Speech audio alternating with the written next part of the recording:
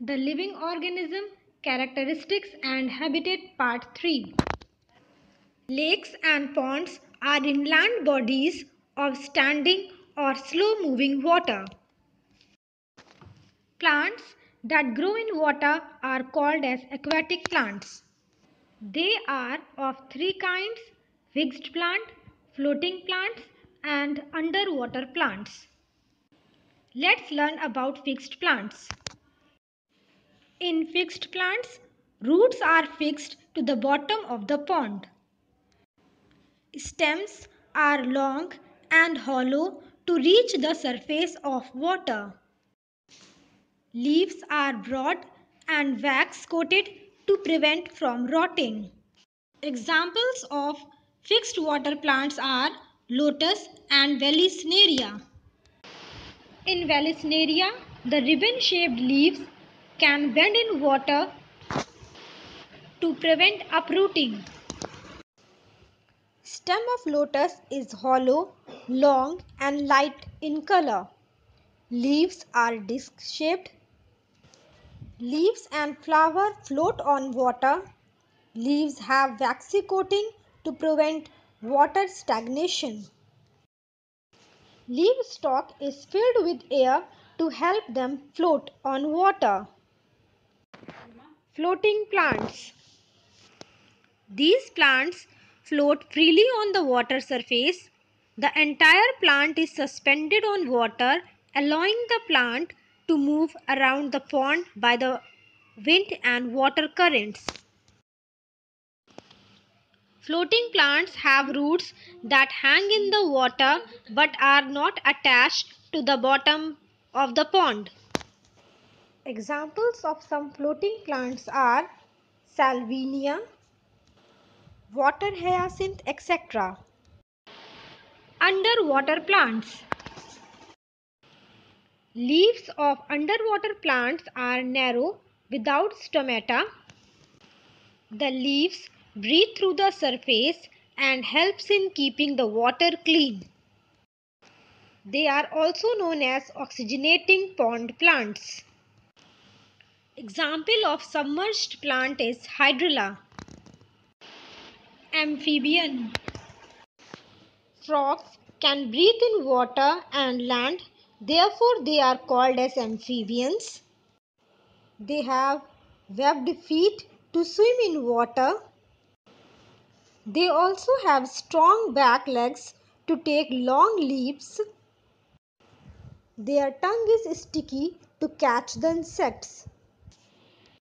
All the living things, both plants, animals, bacteria, fungus, protists, all are considered as biotic components, whereas non-living things like soil, air, minerals, light and water are considered as abiotic components.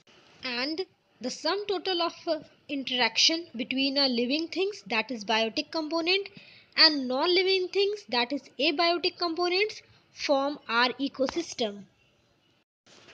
Characteristics of living things.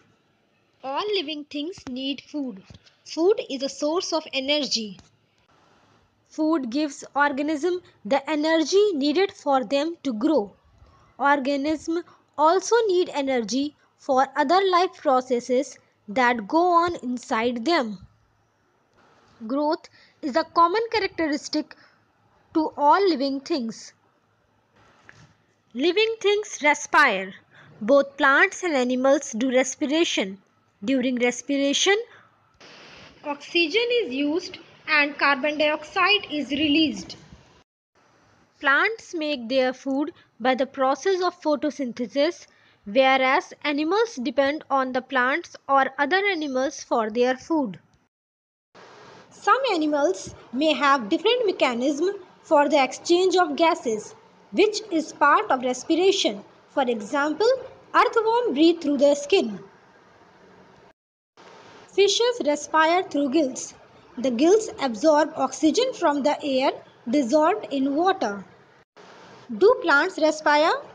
Yes, like animals and humans, plants also do respiration. Exchange of gases in plants mainly take place through leaves. The leaves take in air through tiny pores in them and use the oxygen. They give out carbon dioxide to the air. In sunlight, plants use carbon dioxide to produce food and give out oxygen. The amount of oxygen released in the process of food preparation by the plants is much more than the oxygen they use in respiration. Respiration in plants take place day and night.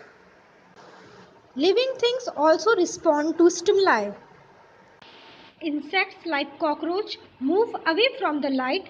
Some insects are attracted by the light.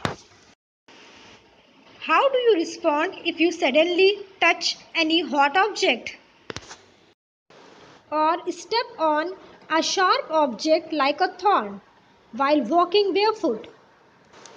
What will you do? You will immediately remove your hand from a hot object and remove your foot from the thorn. Changes in our surrounding that make us respond to them are called as stimuli. Do plants also respond to stimuli? Yes, plants also respond to stimuli. Flowers of some plant bloom in the presence of light, and in some plants they bloom only at night. In some plants, flower closes after sunset. For example, sunflower shows stimuli towards the light. In some plants like mimosa, commonly known as touch-me-not, leaf closes or fold when someone touches them. These are some examples of responses of plants to other changes in their surroundings. Thank you for watching.